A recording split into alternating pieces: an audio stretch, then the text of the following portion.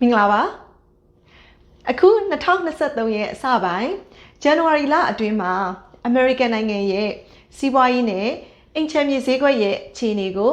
ရှင်းပြပေးပါမယ်ဇန်နဝါရီ2023မှာအမေရိကန်နိုင်ငံမှာအလုပ်အကိုင်အသစ်စုစုပေါင်း9,100,000နဲ့9,000ကျော်အထိတိုးတက်ခဲ့တယ်အလုပ်အကိုင်ခွင့်လန်းတွေပေါ်များတော့ဒီ unemployment rate ကလည်း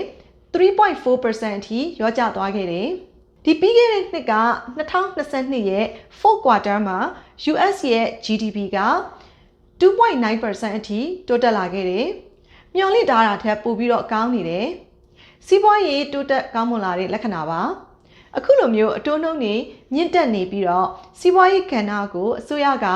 တင်းတင်းကြပ်ကြပ်စီမံခန့်ခွဲနေတဲ့အချိန်မှာအခုလိုမျိုးစီးပွားရေးပိုပြီးကောင်းမွန်လာတာတကယ်ကိုထူးထူးခြားခြားပါပဲ။အိမ်ချမ်းမြေဈေးကွက်ကလည်းနှစ်ဆန်းကလေးကအတော်လေးကိုတိုးတက်ကောင်းမွန်လာတာကိုတွေ့ရတယ်။အိမ်ဝယ်တဲ့လူတွေပိုပြီးများလာတယ်။ mortgage application လျှောက်တာတွေလည်းပိုပြီးများလာတယ်။အိမ်အယောင်းဝယ်တွေတိုးလာတယ်။ Pendy home လို့ခေါ်တဲ့စာချုပ်မှာသဘောတူညီချက်ရပြီးတော့ close မလုပ်ရသေးတဲ့အိမ်တွေလည်းပိုပြီးတော့များလာတယ်။အိမ်ချမ်းမြေဈေးကွက်မှာတော်တော်လေးကိုလှုပ်လှုပ်ရှားရှားအခြေအနေကိုတွေ့ရပါတယ်။ inflation rate ကလည်းဒီ January လမှာ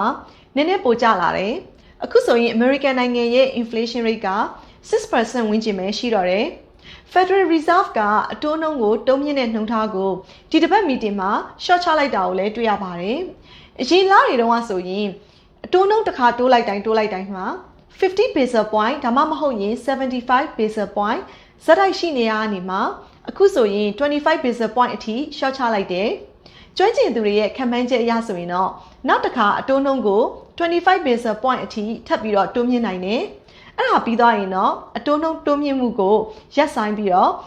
ချက်ချင်းလည်းပြန်မချသေးဘဲနဲ့ market ရဲ့တုံ့ပြန်မှုကိုစောင့်ကြည့်မဲ့သဘောရှိပါတယ်။ဒီ2023ရဲ့ရှေ့လာမယ့်လအနည်းငယ်အတွင်းမှာတော့ဘာတွေဆက်ဖြစ်မလဲဆိုတာကိုကျမတို့အနေနဲ့စောင့်ကြည့်ရမှာပါ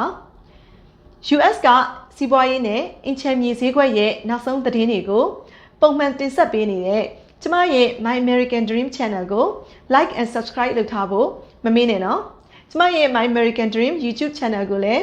subscribe လုပ်ထားဖို့တိုက်တွန်းလိုက်ပါတယ်ကျေးဇူးအများကြီးတင်ပါတယ်